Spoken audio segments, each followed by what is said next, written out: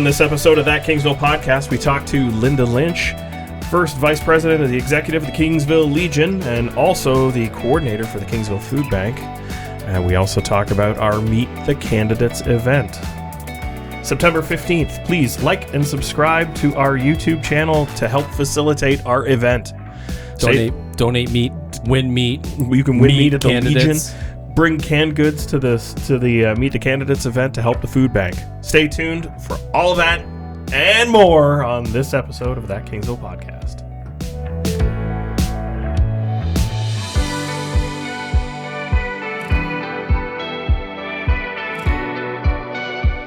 We'd like to thank Kingsville Brewery for supporting That Kingsville Podcast. Keep your fridge stocked with Kingsville this weekend and all summer long, whatever's left of it, because there's 3 weeks left of it. Ish. By grabbing some beer to go at the beer garden or at the tap house, or find them in any of your local beer stores or grocery stores near you. Also, the beer garden is still open and there is live music on weekends, so please make sure you attend before the end of summer. Check their website and social media for times and who's playing. Thank you, Kingsville Brewery, for supporting That Kingsville Podcast.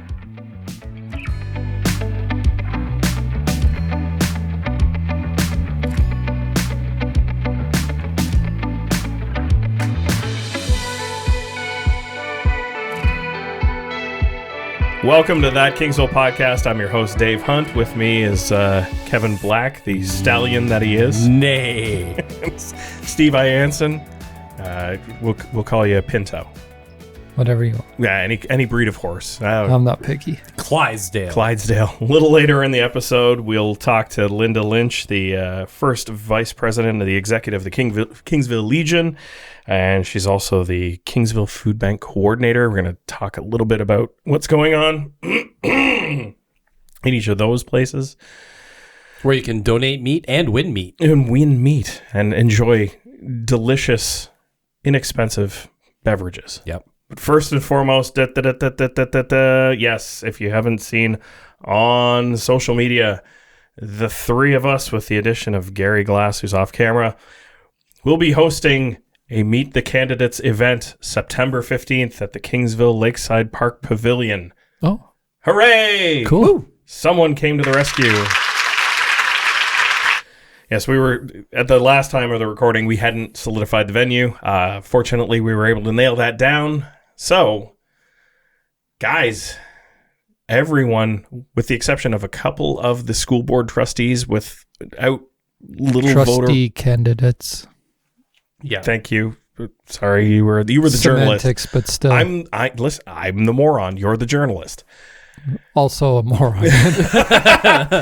I think one of them is acclaimed, so you could say... Correct. I did not. They did not, and I apologize. I cannot remember their names. I apologize. So I guess you could say a trustee-elect. Yes. Did not provide the information, nor did I extend the invitation to her. Him? Them? Anyhow, there were a few others from the French Catholic school board. No, that's the acclamation, I believe. I apologize. So the French English. There was no candidate listed on the sheet. I have no idea. There were some school board trustee candidates that declined. However, we pretty much have a full house. I believe we've got 27 candidates in attendance. So everyone running for mayor, deputy mayor, and council for the town of Kingsville will be in attendance. I believe we have all three public board trustee candidates. Public board trustees. And one of two committed from the Catholic board. Correct. So, there's going to be a lot of talking on the 15th. So for those listeners, the format of the event is intended to be as impartial and as fair and square for everyone as possible. The event starts at 6 p.m. Everyone will be given a designated spot within the Kingsville Pavilion in order to set up shop. From the hour of 6 to 7 p.m., the public's encouraged to go and talk to any of the candidates. They're encouraged to openly have conversation, debate, one-on-ones with whomever wants to start those conversations. At 7 o'clock, the speaking engagement will begin. So for 60 minutes, people will have the opportunity to speak with candidates and ask any questions that they would like to. 60 minutes Okay. prior to the speaking engagement. At 7 o'clock, we're going to start the event.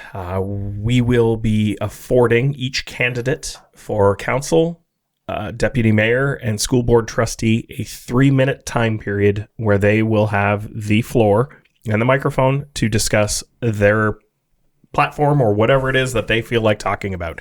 It is a strict 3 minutes. So 3 times 24 equals 72 minutes. 72 minutes of them yappering away about what it is that they want to run on a political platform. Okay. There will be no question and answer. There will be no debate. No This debate. is open mic for them. No questions. No questions. The mayoral candidates, so the 3, will have a 4-minute time slot. That's 12 minutes. That is 12 minutes. So 72 plus 12 is 84 minutes. 84 minutes plus some, transition times. So look, hour and 40, hour and 45. Buckle in. We a lot of candidates. We anticipated a few months ago when we forecast and set our predictions. Then at the end of the speaking engagement, we will have the facility for a short period of time after where you can follow up with any of the candidates that you see fit or arrange to speak with them after the event is over. Again, no question and answer, no debate. This is not what this event's all about. It's merely to hear from the candidates' mouths what their platform is. So obviously there is a capacity.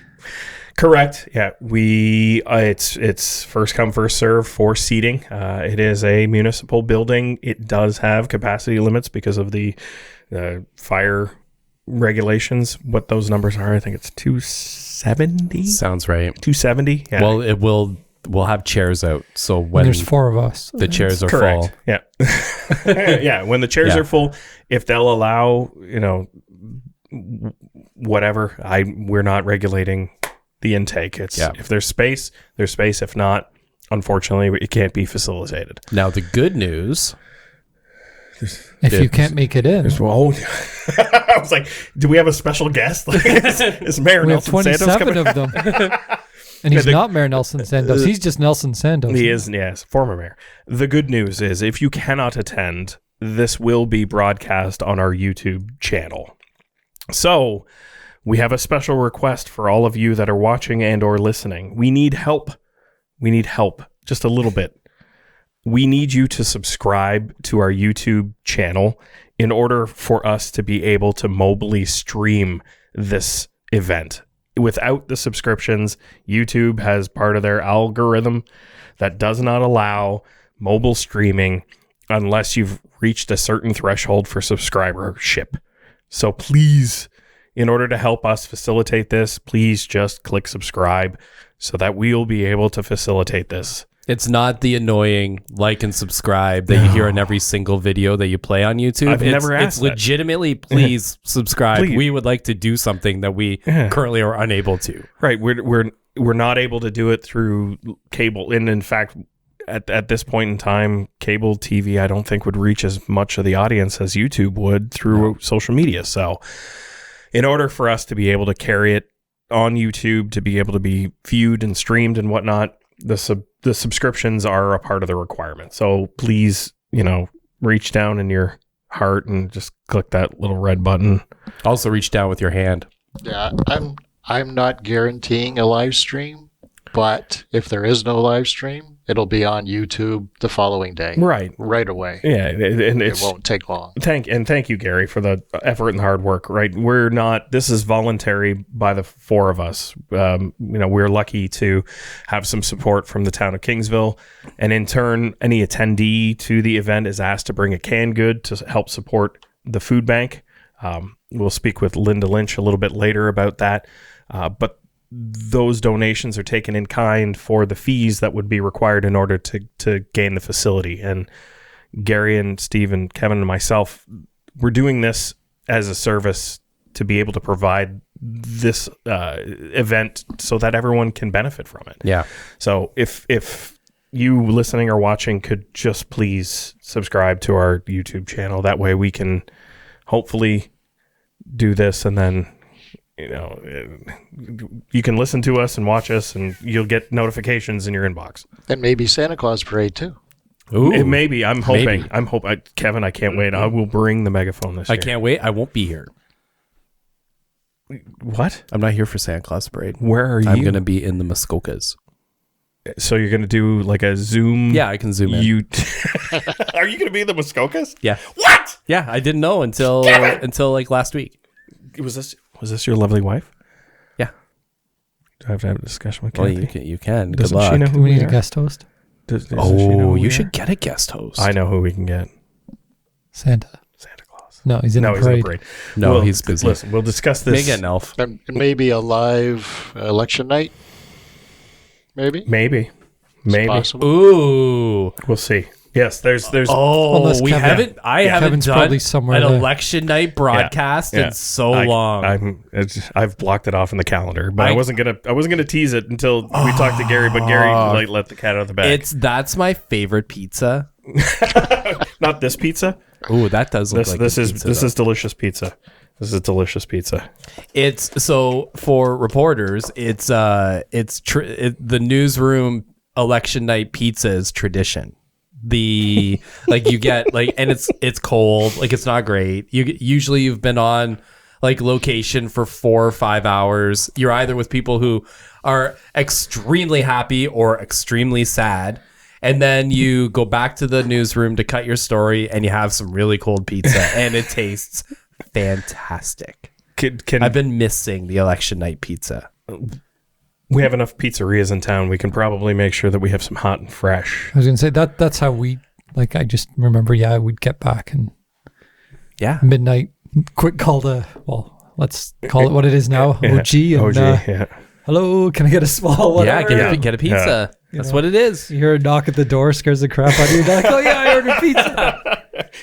Well, the key was I had to get back before Lloyd Brown John had eaten it all, right? Because he would be on like broadcasting live with us on air, and so it was always, oh no, like Lloyd's been on the air for 2 hours. The pizza's gonna be nearly gone. He's just smelling it each time he's in break. Well, you can't help it, right? No, of it's course delicious. Not. Yeah, it's not it wasn't a big studio that you worked in either. You can't hide it.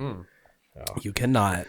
So I'm looking forward to the event. It's, you know what, and there's been people that have been critical of the no question decision. Yeah. And like you said, this isn't a platform for people to stand up with issues and cheer and put people in a position or in a place. If you have questions, if you have legitimate questions about legitimate topics, and it's not just about embarrassment or putting people in awkward situations, then go and talk to them. Mm-hmm. Like walk up to them.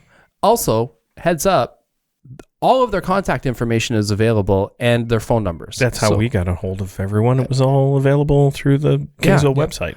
So if you have questions, call them. Make a phone call. Yeah, I did. Like it doesn't need to be public. Nope. You don't need a show.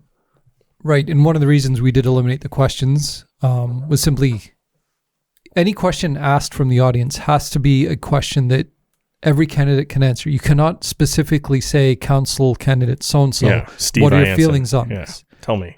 Because that's not fair to the other 26 people or, whomever. So time, for time constraints, it doesn't work. Because how do we say, well, okay, the first 3 people that get to the microphone get to ask a question because that's all we have time for. Yeah. So by eliminating any questions, it makes it flow better. And again, there's plenty of opportunity, especially in this day and age, through email, telephone, social media. Well, and if they're accessible. If I'm a candidate, I am 100% talking about my stance on development. I'm talking about my stance on greenhouses. I'm talking about in my presentation about my stance on community pool.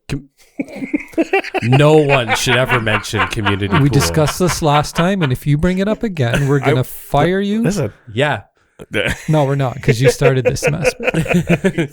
You can take a long walk in the deep end, and all of these, any of these hot heritage buildings, any of these hot open streets, small business support, traffic. If you're not addressing these key issues in your presentation, your 3 minutes or 4 minutes, then probably don't vote for that person. Right? Like it's the truth. There right? we go. Kevin's just set up all the questions that anyone would ask. Yeah, but he's not. That's it's a matter of, if you're going to go up there and talk about how much you love the fact that a Dairy Queen is in town and spend 3 minutes yapping about how you can get a dilly bar readily available. Oh, you're never going to get the votes. You're missing. Yeah, you're missing. Oh, the I mark. get it. So, but am I wrong? No. Like if no, but that's what I'm saying now is, like, you've set the table for them. For any of those 20, 20. I'm 20 no, and that's fine. Trying to help them. I get it. And what I'm saying is simply now is you've taken care of the question period. By doing what you've just done, you've kind of said, okay, this is where you need to go with this. And in Kevin's defense as well, there's other methods of communication to the candidates that's been occurring on social media and whatnot, and word of mouth, right? I've been approached by a few individuals since we've made the announcement that have asked about, hey, what should we talk about? And these are the standards. If you're in tune with the community, you know all these things. Yeah. You know that certain things can be addressed, certain things should be addressed, certain things are wishes, certain things are needs.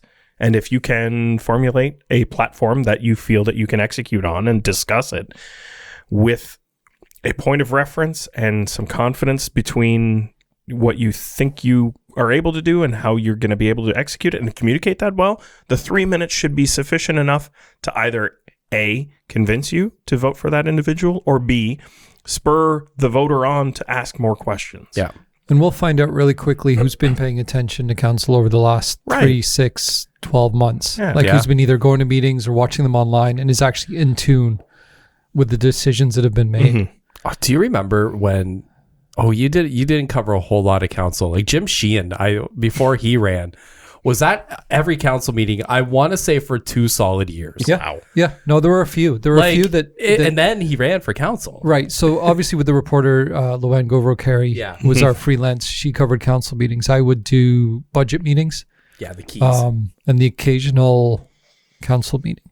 But you knew when you walked in that there were familiar faces. There was always a lady from Cottam there. I don't recall her name. Actually, I think I do. Mrs. Winger.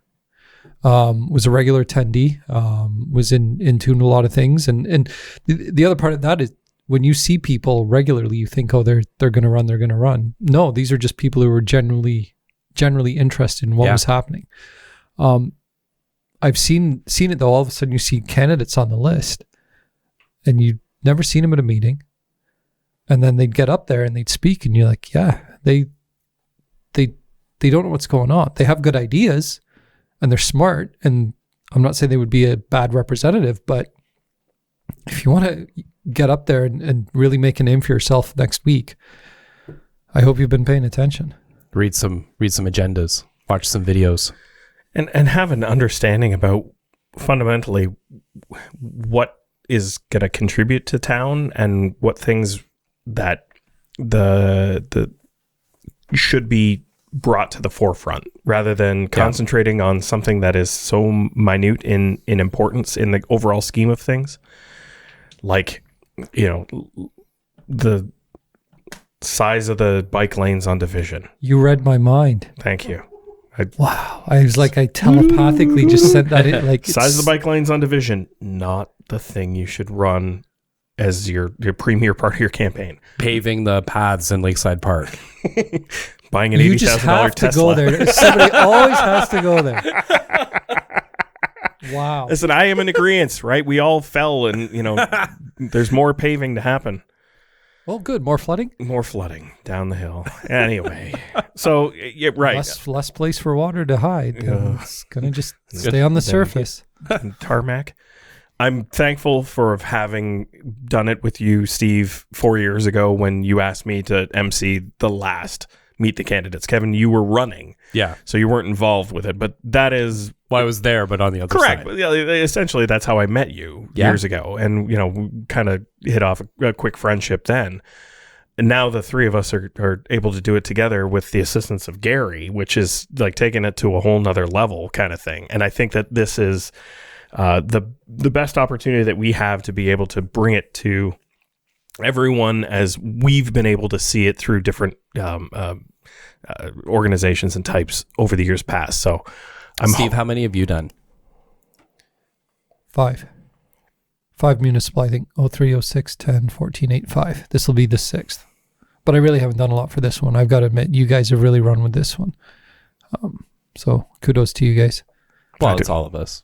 But it's mostly Dave. Yeah, no, but it's mostly Dave. Yeah, and then that guy sitting over there. It's gonna be Gary. Yeah.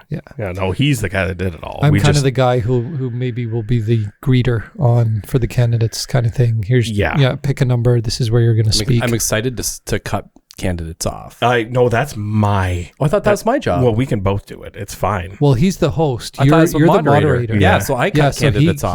He has to have control of the mic. Remember, I took a microphone out of a candidate's hand last time around. You remember that? I don't remember who it was, but I recall that now. Paul. I don't know if you know this, but I'm really good at talking over top of people. Sorry, Steve. Can you say it's one of my.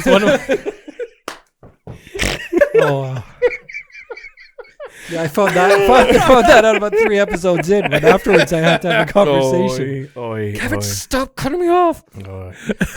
Well, there's gonna be lots of that on next Thursday. No, I'd like to think that because they're provided this opportunity, that I do think the majority, if not all of the candidates, will be respectful of that. And we're not the only event that's occurring. No. Like the Rotary in Cottam also is having a Meet the Candidates event as well. And I will look it up so that we can promote theirs as well. There's a lot going on in Cottam in September. There is. And I will... Unless their candidate sign is October and then... the Cottam Fall Fair and Horse Festival, Sunday, September 18th, 2022, from 10 to 4, Ridgeview Park, Cottam, 124 Fox Street, in place from Cottam Rotary. So make sure you go to the Horse Fest and go see Mr. Ed's long lost cousin. We tried to get him in, but wouldn't fit through the door. He said nay. Oh God. I can't work my phone. He wanted us to pony up some cash. I can't work my phone, Steve. Oh, I can't work. Can't believe you're saddling us with that. Rein it in, boys. Rein it in. I like to stir up the trouble. No. We've lost Dave. Steve, honestly, don't alter anything. This is fantastic. Hey! I can't work my phone. Sorry, folks. Oh, caught him. Unbridled passion. Yeah, well, jeez. You guys... I'm going to ride this all night long. If it's wrong, we'll have time to correct. So if you don't hear what you want to hear at our meeting, go there. Go to Cottam. Yeah, they... hopefully all the candidates show up. I know some of them hate Cottam. Just waiting for that. Thursday, October 6th, Ridgeview Park, 6 p.m. Won't say which ones. Yeah, Thursday, October 6th, Ridgeview Park, 6 p.m. I think I might have accidentally brought up the one from 4 years ago. Oh. Cottam's a great place. The best thing to come out of Essex is the road to Cottam.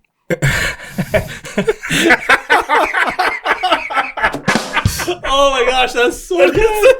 That's so good. Steve, why did you bring out that gem now? Do you want me to save it for another couple of years? Oh, that's so good. We've been hacking on it, and we might lose them as a part of the riding too. Did you see that they're looking at realignment of the ridings? Yeah. So for whatever reason, population density and whatnot, is it the federal or is it provincial? Federal. It's the feds. So they want to realign all the ridings? I don't know. Whatever. I thought it was both. Oh, it might be both now, actually. No, they're separate. They're separate. And I think provincial just did theirs, right? Because aren't they Chatham, Kent, Leamington? Yeah. But then it'd be Chatham, Kent, Leamington, Kingsville. Yeah. So feds is Chatham, Kent, Essex still, right? Yes. Yes. But Chatham-Kent-Essex includes Leamington, and that's it. Yeah. So it'd be Chatham-Kent-Essex, including Kingsville. I think the Leamington ad to that riding was part of the last realignment. So if this goes ahead, we lose Chris Lewis and gain Trevor Jones. I have no idea. believe part of us does. Anyway. No, Jones is the MPP. Yeah. It was a side comment because we talked about Cottam. Epp. Yeah, Dave Epp. Yeah. Geez, sorry, Mr. Epp. Not that you're listening. So join us at Kingsville Lakeside Park Pavilion, September 15th from 6 o'clock to whenever the heck we get done for our Meet the Candidates event. And please bring a canned good to help support the Kingsville Food Bank. And also beforehand, can you please subscribe to our YouTube channel so that we'll be able to mobily stream this if possible, if we can facilitate it. If it's happening. And if not, then Gary's eyes are huge at the moment. Yeah, he's gonna get it out right away. Joining us on that Kingsville podcast is Linda Lynch, Kingsville Legion, first vice president and the executive, and also coordinator of the Kingsville Food Bank. Thanks for coming on the show, Linda. Thank you. So, Linda, we are holding our Meet the Candidates event on September 15th, and with that, we are looking to help support the Kingsville Food Bank. Can you tell me a little bit about what the operation is experiencing right now, and then maybe some of the needs so that hopefully we can help contribute towards what it is that you're after? Well, we are open actually 3 times through the week. On Tuesdays and Thursdays, we're open in the morning, and on Wednesday evening for 2 hours from 5 until 7. Right now, we're experiencing a greater number of people that are using the food bank, and I think that's rather obvious with the increase in price of food. It's just getting beyond them. They still have bills to pay, they still have rent to pay, and I think the food is kind of on the lower end of the scale of what they can afford. So fortunately, we have a very viable food bank. We have very generous people in our community that support us, either monetarily or with food donations. And we have that happening every time we're open. We have people coming in with donations of one sort or another. We also have people that donate monthly through the mail. And so in that respect, we're doing very well so that we can help the people that need the assistance at this particular time. So is there specific products you're looking for, or do monetary donations, are they more useful in that then you guys can, I say you guys as in you volunteers, excuse me, can purchase, the items that you don't need, or that you do need that you don't have? Oh my gosh, I'm having trouble today. Tongue twister. Yes. Well, right now, what we do is we have a list that we put in our window. We also have the list, I think it's on Facebook. I know it's also at theirs on their food bin that they have allowed us to put up there. But actually, monetary donations probably are the best way to go. Simply because, as you said, then that way we can purchase the things that we know we need. Because we have a list that our clients can choose from each time that they come, and we do purchase all of our perishables. So meat has gone up, milk has gone up, eggs have gone up.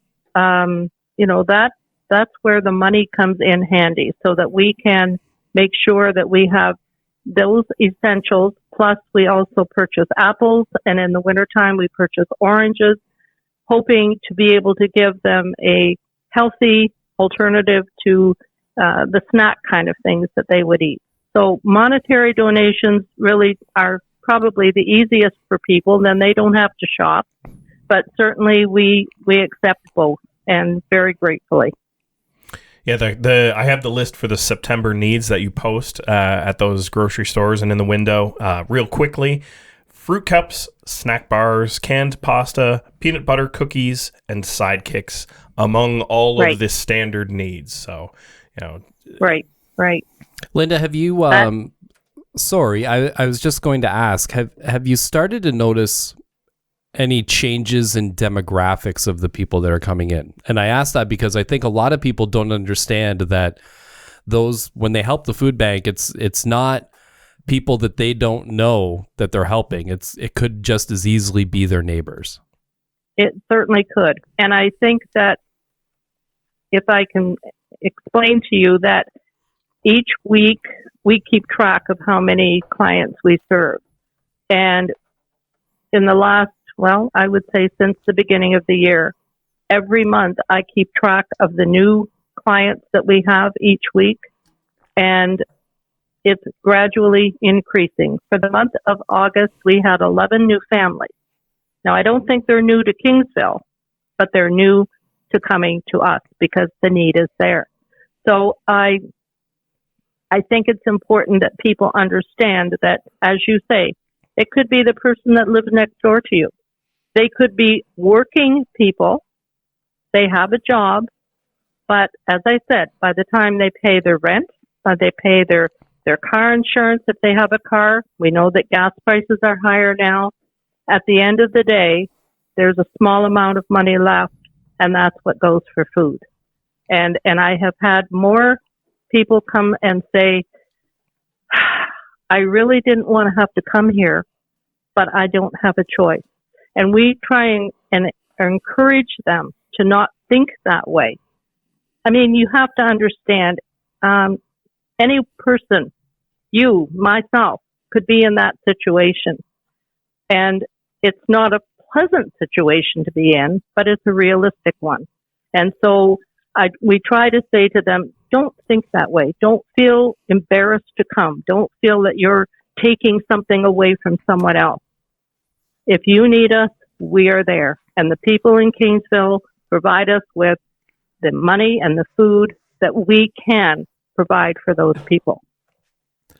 Linda, I'd like, if you can, just to talk a little bit about the volunteers too that make this work. And before you go into that, I had a quick story to share. I was returning from a mail route a couple of weeks ago, heading back to the post office. And as I'm approaching Division on Beach, I saw a gentleman in a blue t-shirt, looked quite sharp. And then across the street, walking in a different direction, I saw another gentleman in a blue t-shirt. And I'm thinking, is this blue shirt day? And after you clearly didn't get the memo. No, apparently not. But it was after I crossed the street, I saw yourself and another familiar face, and I realized that, okay, they're all volunteers at the food bank. I was able to put two and two together. But obviously the volunteers really make things work well here. So if you can, this is a great opportunity for you just to plug them and their work. I can't say enough about the volunteers that we have. Since the pandemic started, we certainly lost a few of our volunteers. I gave them the option to whether they would stay with us or whether they would not feel comfortable.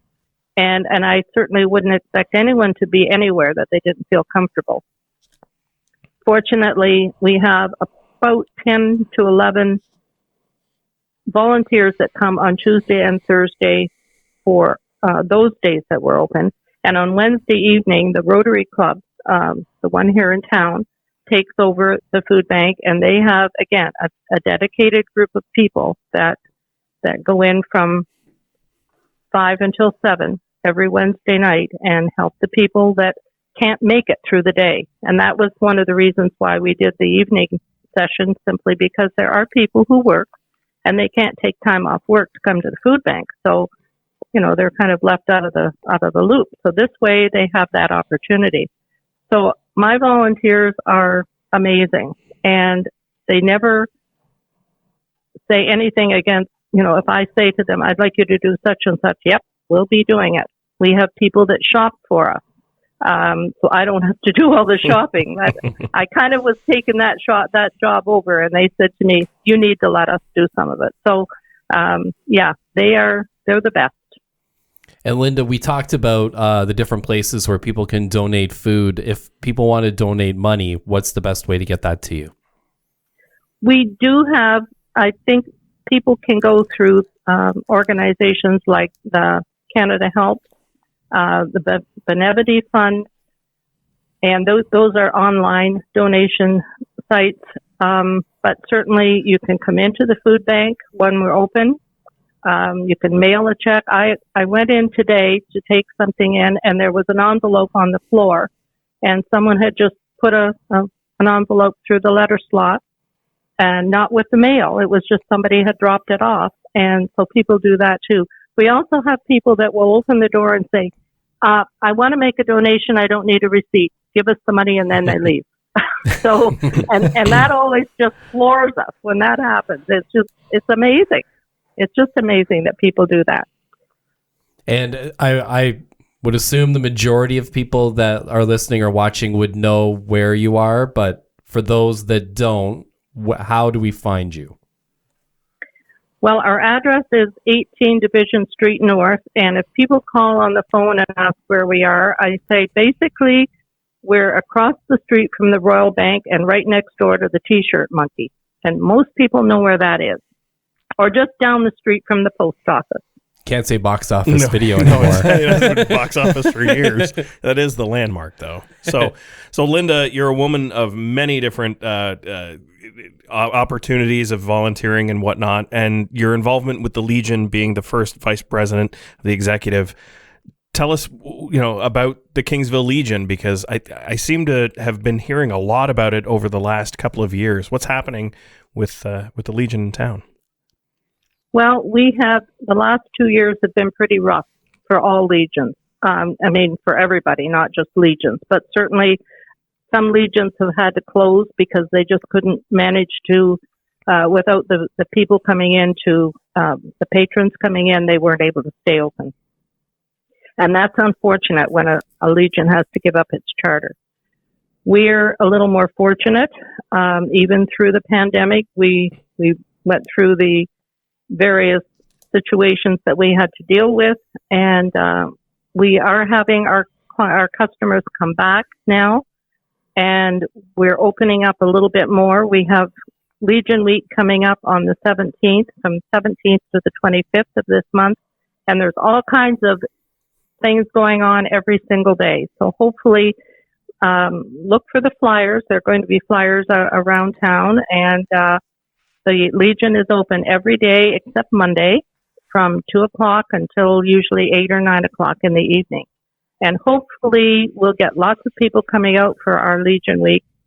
We have a wonderful pasta dinner on the Friday night at the end of Legion Week, and it's going to be on, I've got a flyer right here, on the 23rd of September from 5 until 7, and everyone's welcome to come. And it's a great meal, and it's only $15, and hopefully we'll have a good turnout. We had one earlier in the summer, and it was well attended, so hopefully this one will be as well. Regarding the Legion beyond Legion Week, there's still a lot of activities that the Legion runs for local youth. I wonder if you could just touch on that, because I know you have a strong history with the youth program there. We have the cadets are part of our Legion now, and I think that they can, if you call the Legion office, the secretary can give the information about who to contact for anyone who's interested in getting involved with the cadet program. And other than that, there's more things going on for adults, not as much for children, but certainly the cadets are a worthwhile project for anyone to Yeah, get sorry, I was thinking with. along the lines of the poster contests and such for Remembrance Day. That. Yes. Oh, okay. Yeah. Sorry, all right. Well, I should have specified.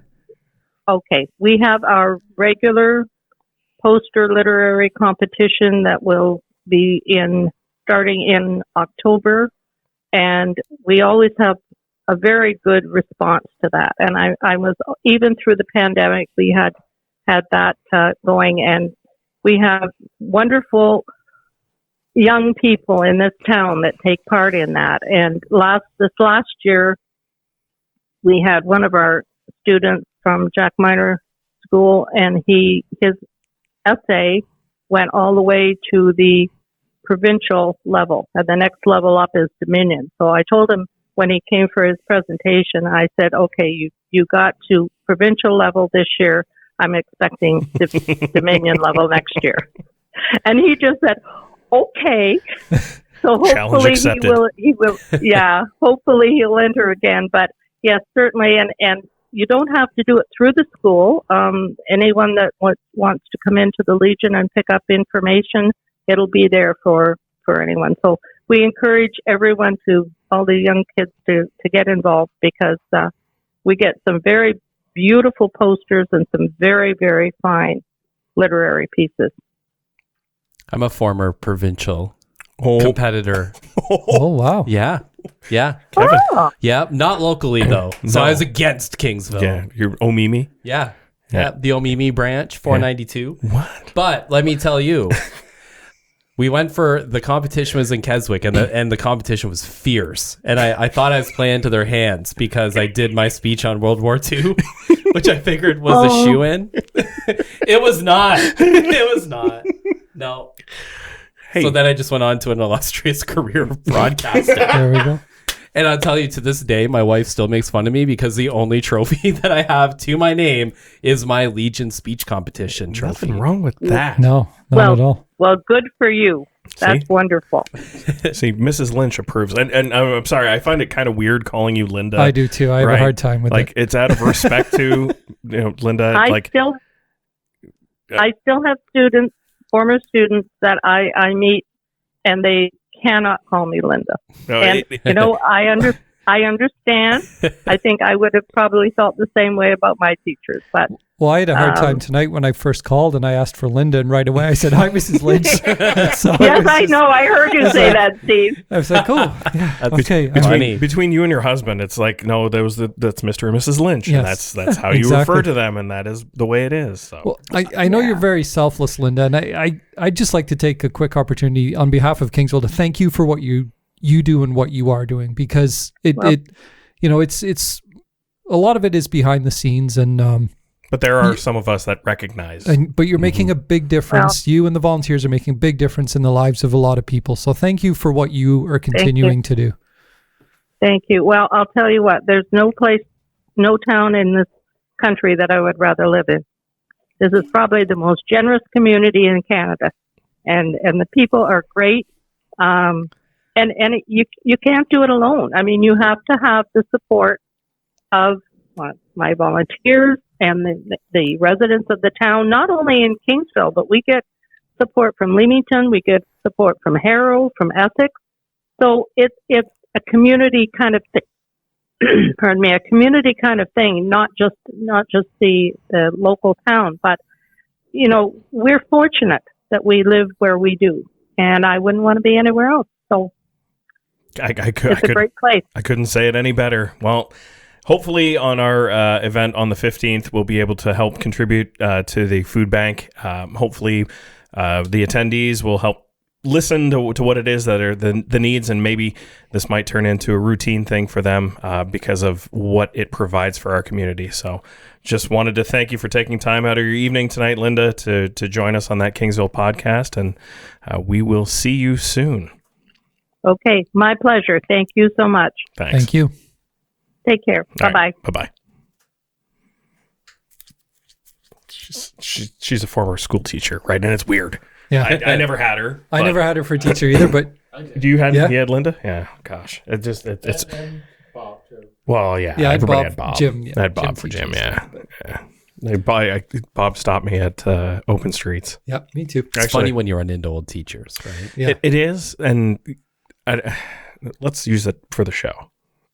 Oh, we aren't going to use this for the show? Well, no, we will. But this isn't for the show? No, this could. Yeah, well, I was going to transition to do an intro. Are we going to transition to something else? No, maybe. One thing that Linda, I was going to ask, and I didn't want to interrupt her because it was very, very heartfelt. But I think it's important people realize that you don't need to be a member to enjoy the cheapest beer around. Right, and the coldest OV that you could ever have is at a Legion, and I don't know what it is. All right, guys, I drink beer. Have you noticed?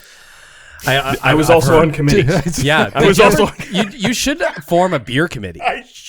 It would be right up your alley. There is nothing better than a Legion OV I draft. think they have their own refrigeration system. Much like McDonald's has their own brand, like flavor of Coca-Cola, the Legions must have cornered OV and made it and perfected it because, for all the veterans and any of the people that work within the community kind of thing, it's like, this is our special gift to you. Mm-hmm. The best OV you could ever pour. And they've just done a complete remodel of the Legion too, or I say renovate. I don't know how you describe it. It looks really good in there, and no hats. No hats. Yeah, no hats. That's a respect thing. And the Legion stigma, I think, growing up was kind of different, right? We had bars that we could attend. We weren't in such a small community like Omimi where there was only one watering hole in town. It was the Legion. The Legion. Correct. It's funny. Like to this day, the Legion is the largest building in Omimi. It's next to a grocery store. 3 stories. It's massive. My mom comes from a similar kind of situation in central Ontario where you didn't drink at a bar because there was no bar. There was restaurants and it was the Legion. Yeah. So for us in Kingsville to think of it as the spot to be, it's kind of non-conventional up until recently. Like some of the programming that Linda didn't mention, like karaoke and some of the darts. Darts, shuffleboard, dinner, cards. Those are things that are providing a service within town that, we don't have bars in the traditional sense, so it's the Legion. And more attendees are starting to realize that this is a fixture in town. Mm-hmm. Like, I'm not embarrassed to say that I'll go to a Legion in any town. In fact, if I have the opportunity to, I will go to the Legion because I know I'm going to get the coldest, best tasting OV in that town. Except for probably Essex, because I think everything, like water out of the tap in Essex is OV. I think Wheatley, too. Tilbury, I've heard as well. Yeah. I'm not so sure. Maybe that might be export. Mostly export. Anyway. Why? Labatt 50. Kingsville Brewery sponsors this podcast. It would have been pumping OV. Anyway. I do love a good light A. Yeah, it is delicious. Anyhow. Check that. You're not even. We don't need it. That's an old one. It's like I've used that like 4 times now. But yeah, it's one of those things that we are able to continue to appreciate in town. The property and the building that this Legion in Kingsville has is like I've never been Omimi. Compare it to the Kingsville's Legion. Is it better or worse or different? It's different. Yeah. It's different. It's different when the Legion is the center of the community, right? Yeah. They're at an advantage. But the Legion here, I would say, does a lot more to make sure that the traditions of what the Legion was meant to be are carried on. And I think the work, that the Military Museum does, their new partnership with the cadets, like that's important community work that needs to happen, and the place that it should be happening is at the Legion, and good on them. And it gained visibility and respect, right? Yeah. The functions that it serves are fundamental functions in a community, and if we don't pay it the respect or give it the respect it deserves, it'll go away, and it will leave a big hole if we lose, much like Linda said, through COVID. There were towns and communities that lost their Legion. Leamington is one. Mm-hmm. Yes, yeah, I forgot they lost, yeah. So, for a community the size of Leamington being a shouldering community to us, to lose theirs, for us to retain ours, that's saying something. Plus, you can go play cards and win meat. Yes, the meat draw. Oh, right? Meat. Who doesn't love meat? Who loves meat? I mean, I guess the Buck Burgers too. They had Buck Burgers on like a Thursday night or something. They were fantastic. How can you go wrong? You can't go wrong. And actually, it might have been a Wednesday. I think Nelson and I used to go after county council or something. It was like, what do you want to do? Let's go to Legion. Have a beer and a Buck Burger. Yeah, Buck Burger. I don't know if they're $1 anymore. Judging inflation. I was just going to say, I was like, maybe they're $3 burgers, but regardless, that's still everything at the Legion is not made to gouge, and it's a community service. So enjoy it. We implore you to please visit the Legion. It's on Division Street. It's on What Division. else is on town? So while we're down there at the pavilion, we can go look at the boat that's now at the Kingsville dock. Which boat is that? Oh, the Islander? The Islander. Yeah. Yeah. It's back. The Peely Islander? Well, the Islander never went fully out of commission. No. The Islander has been doing the Peely to Sandusky and back run. Well, and I think it's been doing fill-ins. Yes. For the Leamington to Peely.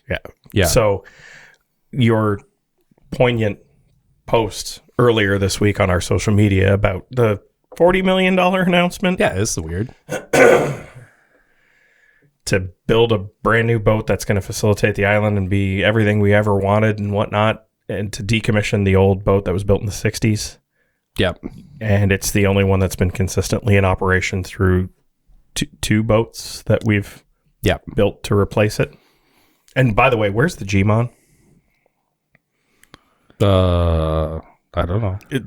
So I'm going to ask a very facetious, stupid question, but I wonder if we is that boat like completely not seaworthy in the least? I understand it needed some repairs and some maintenance, but is it completely not functional? Why would we not run it and the Islander too? Why would we still run the smallest boat in the fleet? It's a great question. The answer is, I don't have. I don't know. Well, let's we'll put a call into Owen Sound Transportation, and maybe we can get someone. Yeah. Have you tried to get a hold of Owen Sound Transportation as a couple of years ago? Yeah. Yeah. How'd that go? I haven't done that. I haven't done anything like that. Because let me tell you how that generally goes. Not well. Last year when we were on the island, there was the issues with the staffing on the Islander too, with having the sufficient amount of qualified bodies to pilot and crew that vessel. We went over on the Islander too, but returned on the Islander. And when we go, we rent a cottage on the island for a week, and I have a 14-foot flatbed trailer that I fill with like paddle boards and kayaks and bicycles and whatnot. The Islander is not a pull-through boat. It is a pull-on and reverse off of boat. Yeah. And I'm okay with driving with a trailer. I'm okay with, give me a little bit of time and I can kind of just ease my way through if I've got to back up. If I can't see where I'm at, when that trailer's fully loaded, it gets obscured because of your viewing angles. I pulled on and my anxiety went from 0 to 1,000, knowing that in an hour and a half, I was going to be pulling up to the Leamington dock, having to back my vehicle out, which I can't see where I'm going because the way the dock goes on the Peely Islander, it's at a downward slope and then an upward slope because of the way that the docking works. It's not a flat egress entrance. And every person that was riding the boat saw us get out of our car. We were the last ones on the boat and we're the first ones off. And every guy on that stupid boat was like, don't worry if you hit anything. Oh, it's just a scratch. My anxiety went to 1,000. Yeah. And no one offered to say, here, I'll help you direct. No, I will give 100% credit to all of the staff of that vessel. They are professionals. I had 4 people that guided me out of there, and they said, don't worry, we do this every day. I'll help you. Just do what I say. Beautiful. And they got me out. I had one minor correction because of the way that I had to pull on. But I was in an audience of all the morons that were the peanut gallery, and then everybody waiting to get on the boat because it's like I didn't want to do something so stupid that I would incapacitate the boat, the only one that was running at that point in time. I get it. Because it dropped in capacity because I didn't have enough staffing. So I would just like the big boats that the taxpayers paid for to be running and functional. So it's funny because while you've been talking, I brought up my ship tracking marine app. I have a plain one, but you have a ship one. Yeah, and so it looks like the Peely Islander 2 is currently at Peely Island. Yeah. The Peely Islander is in St. Catharines going through the Welland Canal. The Islander? The Islander. The Islander 1. Was it going on vacation? I'm not sure. But apparently, it's at least its transponder is in the middle of the Welland Canal, close to Lake Ontario. Sure, it wasn't like the pirates from Captain Phillips that hijacked it. Might be on the moves. Maybe someone grabbed it. Where's the G-Mon? Yeah. Not transponding. It's not transponding. Currently at the bottom of Lake Erie. That's my guess. There is a chance. Yeah, They're is. dredging, I've noticed. Yeah. A lot of dredging going. Which there's getting I found it. Where is the Gmon? The Gmon is currently Toledo. in Sarnia. Sarnia. Yep. The Gmon is hanging out, Kicking it in Sarnia. docked. Getting fixed. Maybe. Probably. It needs maintenance. That was what the story was at the end of last season. Now, my biggest criticism is the dredging, and you touched on it. I was going to get to it, but thank you for bringing it up. The dredging schedule in the town of Kingsville didn't occur while the boat was running out of Leamington. No, they started to dredge when the boat was scheduled to come to Kingsville. That is a major tourism draw for this town to have all of that traffic go through our town. Why couldn't they dredge it while there was no boat scheduled to be here? Too logical? Kevin. Well, Kevin. are we sure that the barge and the dredging machine and everything was like there weren't issues getting it here until that time? Come on. 6 months. I know, but It's supposed to come August or July. a little bit of devil's advocate, August right? 1st. July 15th it was supposed to be in Really? Kingsville this year. Whoa, early. Ask me how I know. I was scheduled on that boat. Okay. If they couldn't have arranged and scheduled, be like, look at a calendar, be like, all right, well, the boat has to be here on a certain day, which means we got X amount of days before this dredge got to be done. Like that in this, and the reason why I'm upset, this isn't the first consecutive year. It happened last year, the same time. Yeah. It happens almost every time that has to happen. Correct. It's depriving us of what, we have the facility. We have the dock and the building in order to facilitate all that tourism coming through our little town. And in the COVID era of, oh shoot, there's no tourism or whatnot, this scheduling delay of dredging is preventing us from being able to recoup any of that in town, right? Like I'm sure some of the local restaurants and some of the local lodging establishments lost some revenue because they didn't have the week time occupancy, right? Through the week or even on the weekends. Can we just get it scheduled right? Next year? Remember the time that they decided to just hold off on the dredging because it was in the middle of ferry season and then they ran into ground? Yes. Yeah. I remember standing at the end of the dock, looking out, and they were like right there. Yeah. Like, the people were right there. They were. Yeah. They couldn't get off that boat. No, they're stuck. Didn't they eat that was the Gmon, wasn't it? Yeah. Yeah. Ate and drank the cafeteria dry. Wouldn't do it. Yeah. Well, they had to. What are you going to do? yeah. What are you going to do? You're stuck. Yeah.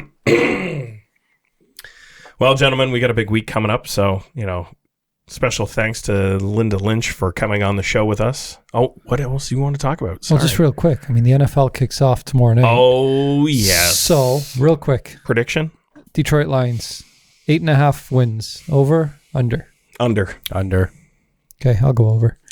You're crazy. You little watch the Hard Knocks? No, I haven't seen any of it. Actually, it's a really good watch. Being a lifelong Lion fan, you kind of want them to win. You kind of see that Dan Campbell and his coaching staff's trying to change the culture because as anyone knows, it's referred to as the same old Lions, finding any way to lose a game possible, whether incompetency or botched play or whatever. But I don't think the talent's quite there yet, so I'm going under. Fair enough. Do you think there'd be a Lions team from the past that maybe you didn't give the benefit of the doubt to, that because of Hard Knocks, you're giving this team the benefit of the doubt? Without a doubt. Absolutely. And it's only because we've got semi-filtered, produced content behind the scenes that you wouldn't normally see part of in a regular NFL season, that I believe that way. Yeah. You don't think Eminem shows up every year? I thought he was the mascot. I thought he wore the Rory costume. It's not him? Yeah, it's not him. No. Oh. Yeah. All right, now you can wrap it up. But that's Is that it? That's all we're saying? That's it. That's all. Who are we going to say for Super Bowl? I don't know. We say that to January. Oh, until that's when, right. When right before. we've got 4 teams left. Yeah, so it's just Selection's a lot so narrower. easy. Oh, no. Who's gonna throw for the most yards this year? Stafford. Mahomes. Huh. Okay. I don't know. Just wondering. Footballs. Yeah. Okay, so then let's do it now and then do it in January. Who's gonna AFC champ, NFC champ? I have no clue. I can't. Bills. Yeah, I would go with Bills. Oh, I'll go with the Bills. Yeah. And Are they looking that good? That's how yes. close I follow it. Josh Allen. I used to be a Bills fan. Yeah, Josh Allen and that team last year And then just got cut short. Bucks, Packers. I go out on a limb. Eagles. No, that's still a pretty young franchise. I would say we're probably going to go Rams. Niners. Garoppolo's back there, right? No, he's not. no. Oh, Are they going with Lions? Yeah. Anyway, I'm gonna say Rams. Okay. Rams, Bills. Bills. Rams. Bills. for the Super Bowl. Yeah. Super Bowl. Anyway, Love it. Okay. Quick before. Sorry. Get it in! Sorry. because people are tired because they have to subscribe. 183 Main. Just quick update. We have submitted. Nope. Nothing. Nothing's happened. In currently, or Let's just say the story's not over. The story's not over. There's still Couple more chapters. a couple more chapters. We may have a guest to speak about it as well. We'll see. We'll see if they're willing to discuss. I'm thinking if it's the guest we're thinking of, probably not. Probably not, but we're going to ask. So thanks again to Linda Lynch for coming on the episode today to talk about the Legion and the food bank. And thank you all for listening. We really appreciate the support. I know from everyone that reached out to me after we announced that we were having the all candidates meeting and the appreciation. Listen, we're not doing it for anything other than just we are concerned and whatnot and want to make sure that we can do what we can to help facilitate the process and provide a service. So thank you very much for the kind words and the support, and we hope to see everyone on the 15th, and stay tuned for the next episode. Thanks for joining us. Please subscribe.